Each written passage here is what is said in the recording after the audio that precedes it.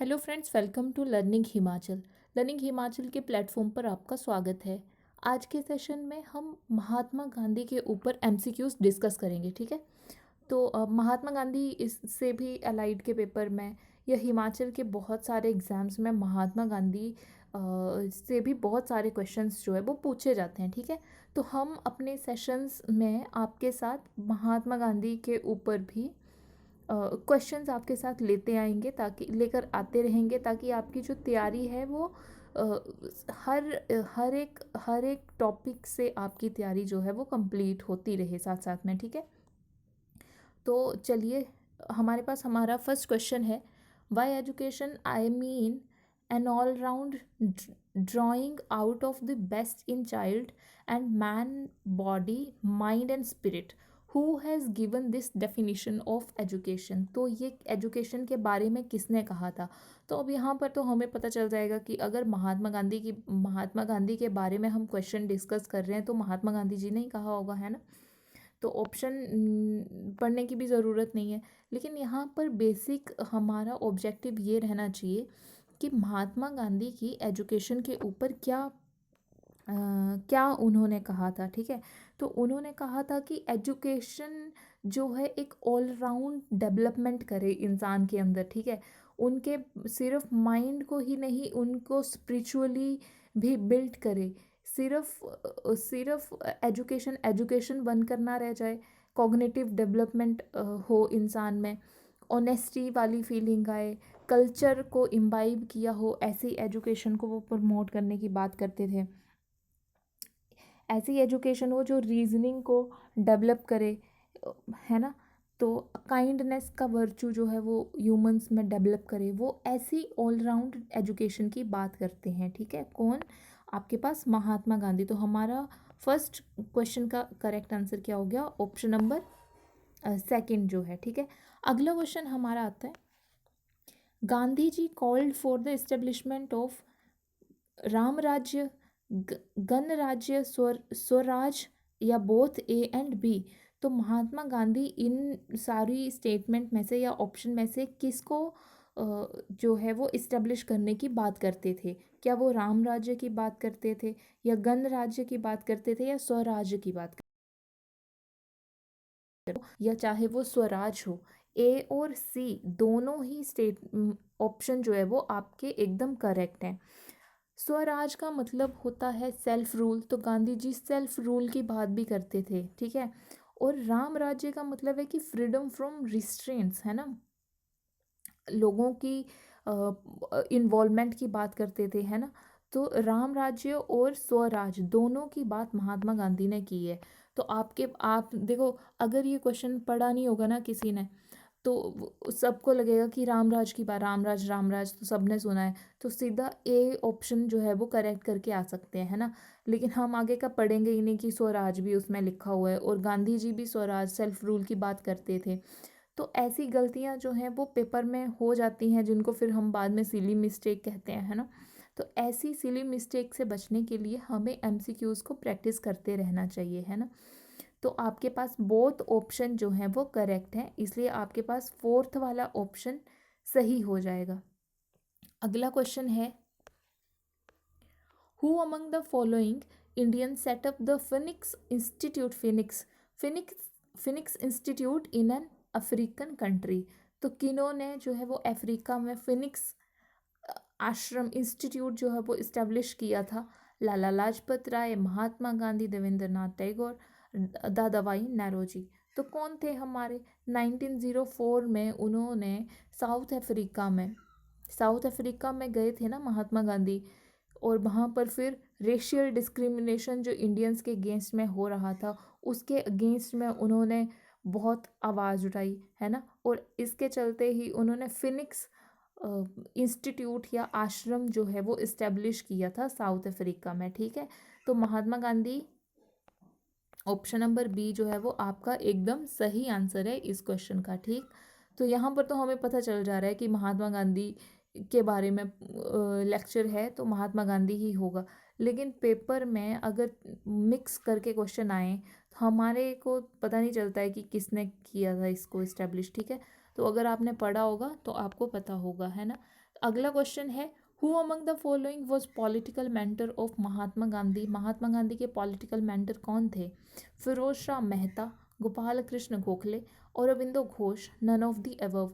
जो हमारा modern history का कोई एक लेक्चर था, उसमें हमने इस गोपाल कृष्ण गोखले उनके बारे में बहुत अच्छे से डिटेल में डिस्कस किया था। और वहाँ पर हमने ये भी डिस्कस किया था कि महात्मा गांधी के जो पॉलिटिकल मेंटोर थे वो थे गोपाल कृष्ण गोखले।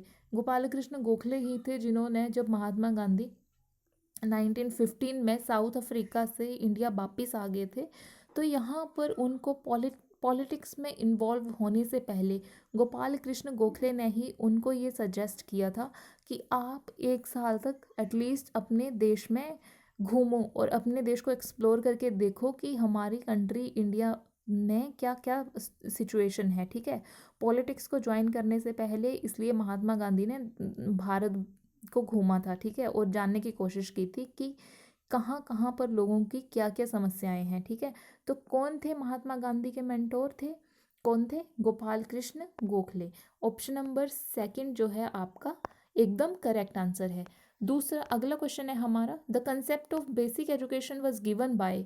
बेसिक एजुकेशन का कॉन्सेप्ट किसने दिया? गांधी जी ने दिया, एस राधाकृष्णन ने दिया, बी आर अम्बेडकर जी ने दिया, या रविंद्रनाथ टैगोर ने दिया? तो महात्मा गांधी जी से रिलेटेड है तो महात्मा गांधी जी हमें पता है ना, कि महात्मा गांधी ने ही बेसिक एजुकेशन के बारे में बोला था।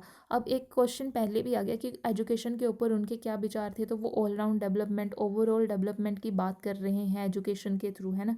ऐसी एजुकेशन की बात कर रहे हैं जिसमें कल्चर भी इम्बाइव हो, ऐसी एजुकेशन की बात कर रहे हैं जिसमें क्राफ्ट के ऊपर ध्यान दिया जाए, प्रोडक्शन नॉलेज हो, वीविंग या वीविंग की बात कर लो या स्पिनिंग की बात कर लो, ये ऐसी एजुकेशन के बारे में बात कर रहे थे। अब यह बेसिक एजुकेशन का जो आइडिया है इसको ही नई तालीम से हम रिलेट कर सकते हैं या बुनियादी शिक्षा से रिलेट कर सकते हैं।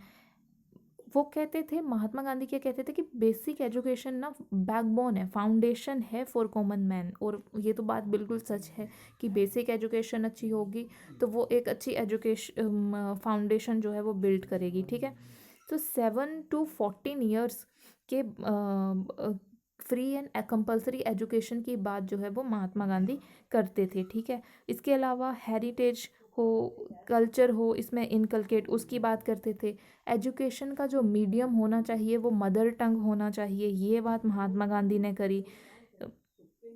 तो जैसे इसके चलते ही उन्होंने व्हील को, आपके खादी को भी बहुत ज़्यादा प्रमोट किया था। ठीक है, तो बेसिक एजुकेशन का जो आइडिया है ना, तो उसको कहाँ से एसोसिएट किया जाता है? महात्मा गांधी जी से। ठीक है, तो हमारे पास इस क्वेश्चन का करेक्ट आंसर था ऑप्शन नंबर ए।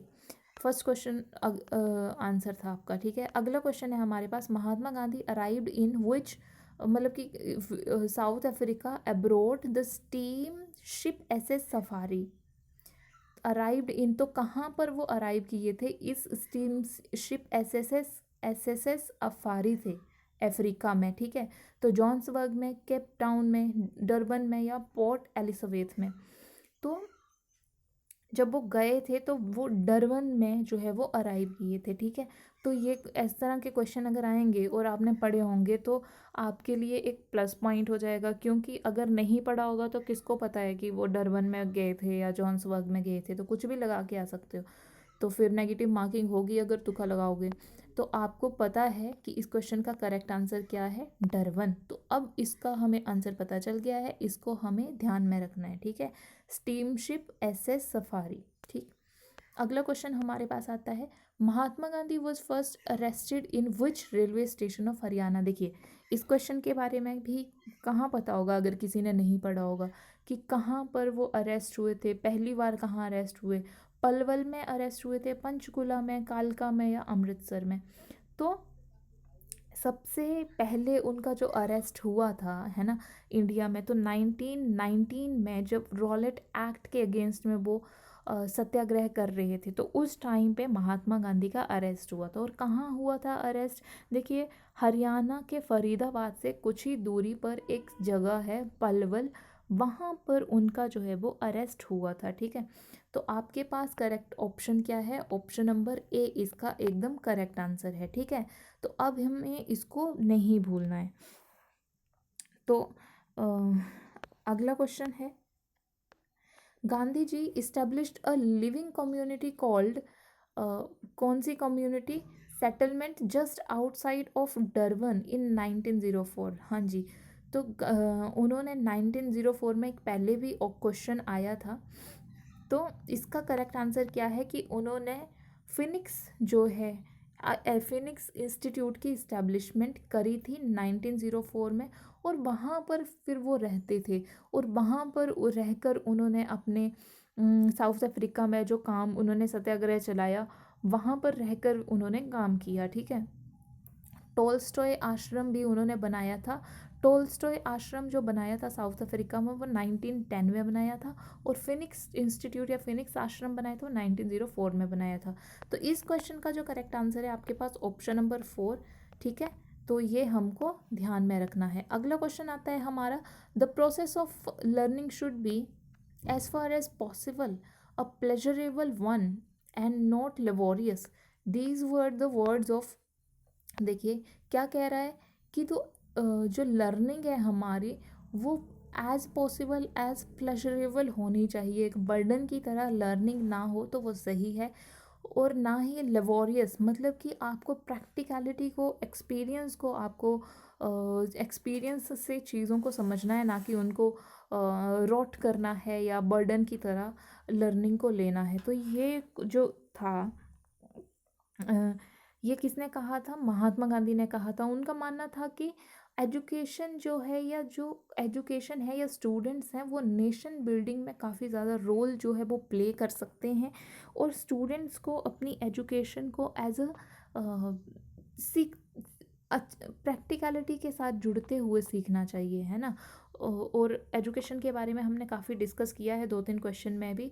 तो एजुकेशन जो है वो प्लेजरेबल हो, है ना, बहुत ज़्यादा बर्डन ना हो एजुकेशन का। तो ये सारी बातें जो हैं, ये सारे थॉट किसके हैं, ये महात्मा गांधी के हैं, ठीक है। तो हमारे पास इसका करेक्ट ऑप्शन क्या था, ऑप्शन नंबर ए हमारे पास बिल्कुल करेक्ट आंसर था। अगला क्वेश्चन देखिए, तो हमारे आज के सेशन के क्वेश्चन कंप्लीट होते हैं। तो आई होप कि आपको ये सेशन जो है वो अच्छा लगा होगा, है ना। और महात्मा गांधी बहुत इंपॉर्टेंट है, बहुत क्वेश्चन आते हैं इसमें अलाइड के पेपर में, या आपका अलाइड का पेपर ही क्यों, एनटी के पेपर में भी आपके 4-5 क्वेश्चन आते हैं। और देखो, जैसे हमने ये क्वेश्चन किया था कि पलवल में वो अरेस्ट हुए, तो किसी ने अगर ऐसा क्वेश्चन पेपर में आ गया, और हमें लगता है कि महात्मा गांधी से तो 4-5 क्वेश्चन आते हैं, तो हम 4 क्वेश्चन तो कर ही लेंगे, ऐसे ही मतलब बिना पढ़े तो क्या ही कर लोगे, है ना। तो अगर किसी ने पढ़ा होगा तो वो 5 के 5 करके आएगा। तो हमें क्या करना है कि इन सेशन को साथ साथ में देखते रहना है। बहुत ज़्यादा हैवी तो है नहीं कुछ, है ना। 10 मिनट के सेशन है आपके, तो आप साथ साथ में आपका टॉपिक जो है वो प्रिपेयर होता रहेगा, ठीक है। तो ये आपके महात्मा गांधी के क्वेश्चन थे आज के सेशन के, ठीक है। तो अब हम मिलेंगे अपने नेक्स्ट सेशन में, कुछ और क्वेश्चन आपके साथ लेकर आएंगे। तब तक के लिए आप देखते रहिए, लर्निंग हिमाचल को फॉलो करते रहिए, ठीक है। Thank you so much.